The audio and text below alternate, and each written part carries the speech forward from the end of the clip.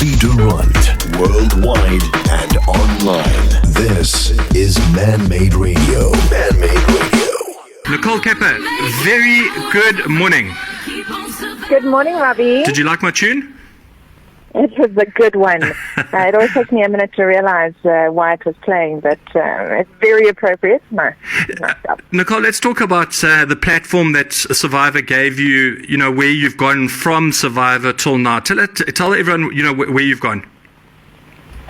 Thanks, Robbie. Yeah, it's been an interesting journey for me. I knew, entering Survivor was a massive challenge in itself, but I think the journey for me was particularly difficult and extraordinary because I got to kind of see myself at my best and my worst and explore kind of who I am. And I think it's an experience that everybody should have in some way, shape or form.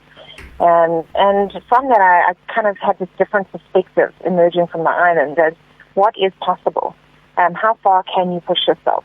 What can you achieve if you really want to? And I know it sounds very cliched, but if you've had that kind of experience, you would know. It's a very exciting, mind-opening experience. And now we try and do that with other people in the mountains. That is part of my new pursuit, is taking people with me on adventures. I'm actually taking a quick loo break on a road trip down to Eastern Cape currently, where we are climbing the highest peak in the Eastern Cape with a bunch of 12 epic human beings who are going on a transformational journey to realize their full potential. Wow. Okay, so it sounds fantastic, Nicole. You went from glitz and glamour in 2018 being Mrs. South Africa to kind of being with a bikini, and that was it. I mean, tell us how it went from like really cool to like really tough, and then obviously now that was what you really cool, Robbie. If I'm honest, and part of the reason that I went was to break some of those boxes of being this perfect beauty queen all the time with your makeup and your red carpet dress, and to strip all of that away, but not just superficially. Also kind of strip away those labels as, a woman especially. You don't have to be beautiful. You don't have to be feminine in the traditional sense of the word to call yourself a woman and to be successful, to be powerful, to be effective. And so I like kind of challenging those boundaries and breaking some of those stereotypes. Yes, on Friday night I might attend a launch in some heels, but on Saturday I'm out in the mountains with no makeup. And we're roughing it and seeing just what capacity we've got. And I think that we need to have a lot more conversations about those labels around what women are expected to be. You're doing a lot of stuff when it comes to women empowerment. Like you said, you're going up the mountain. Where in the Eastern Cape? Because how bad is my geography that I don't even know where the highest mountain is? It's actually on the border of Lesotho. It's a peak called Kwaduma, and it's 3,019 meters. It forms part of the spine of the Drakensberg towards the southern end, and it is part of the 9 Peaks Challenge. So we're actually taking people to tag the highest peak in every province on different weekends during the year. This is one of them, Kwaduma, and very excited. I've been meaning to try and speak for a while now, so just excited to be going up on this adventure. But it's not just climbing.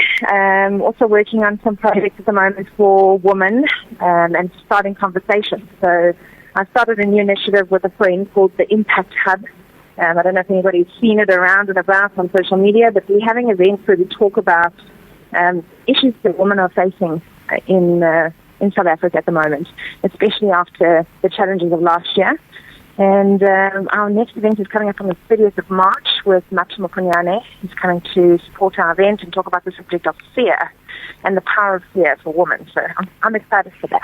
It sounds like you're doing fantastic work, especially for women. I think you are becoming a platform where women can kind of get some guidance from you. Women are going through tough times in South Africa, and you certainly are becoming that platform and kind of that spearhead for women, which is fantastic, Nicole. But then I'm on Man-Made Radio, Robbie. Well, remember, we're worldwide, so we are we ladies as well. No, listen, hey, I am the biggest advocate for equality, and we wouldn't be able to achieve half the things we can without the support of strong men. And I want to start those conversations. Exactly why we've invited MAPS to come and speak for our Impact Hub event. We want to get men talking about the subject of women talking about the subject of men, and just kind of breaking down those boundaries. We're doing an uprising climb. One of our uprising climbs this year is to Kilimanjaro. We're taking a group of 12 women at the moment up to the top of the highest peak in Africa, but being led by the woman porters of Tanzania. Oh, wow. So we've actually found that 10 years ago there weren't any woman porters in Tanzania. It was a big hoo-ha to carry bags and guide people up the mountain. Whereas nowadays, you speak to all the porters and they'll say that there is no gender on the mountain. They've reached a place of equality, which is really cool, and we want to celebrate that. I know you're doing a lot of work with Kobus Visser. He is a motivational speaker. He made me walk on coals, by the way, just a couple of months ago.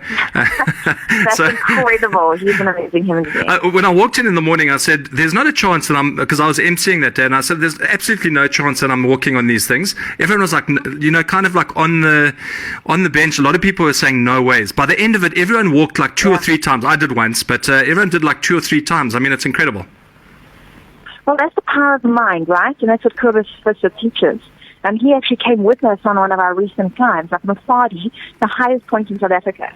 And he himself is a rare disease patient as a hemophiliac. He came and climbed with crutches next to us, able-bodied, strong, well-trained people. There's Kobus showing us that it's mental strength, it's not physical strength.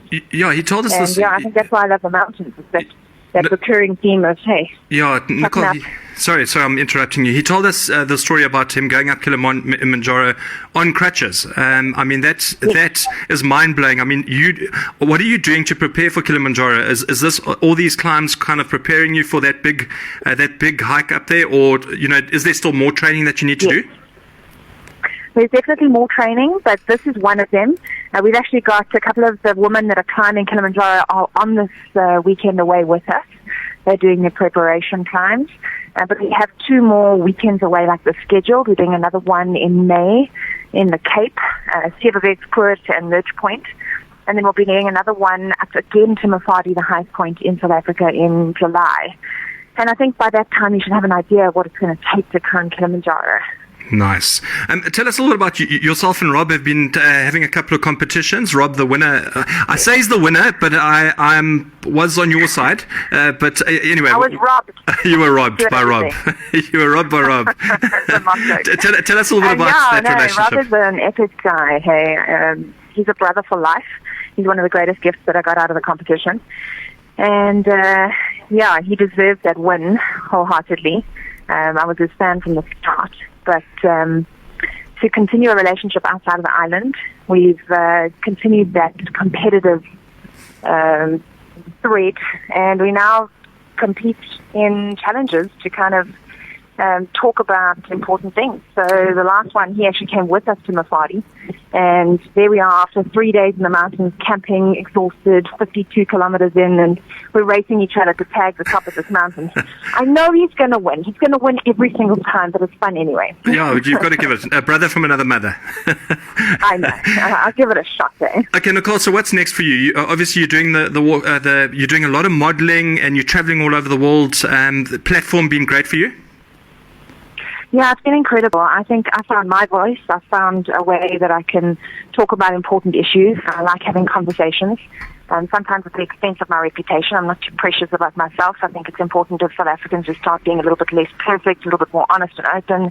So I love doing keynotes, love doing, getting more involved in TV work and radio. So yeah, I'm in an exciting space where I'm just taking on some nice new challenges and opportunities, but the mountains will always be my first love.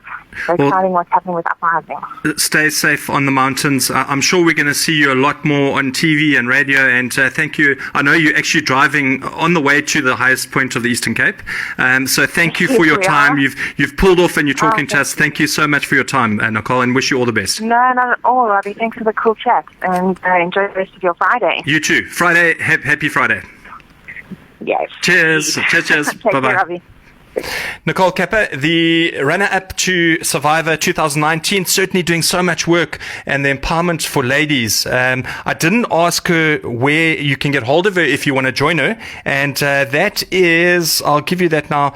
You are invited to join any of her climbs at Uprising ZA. At Uprising ZA. You can get hold of Nicole, and she will then join. If you want to go up on one of those adventures, get hold of her at Uprising ZA. So you can get her there. Robbie Du Rand on Man-Made Radio. Worldwide and online. This is Man-Made Radio. Man-Made Radio.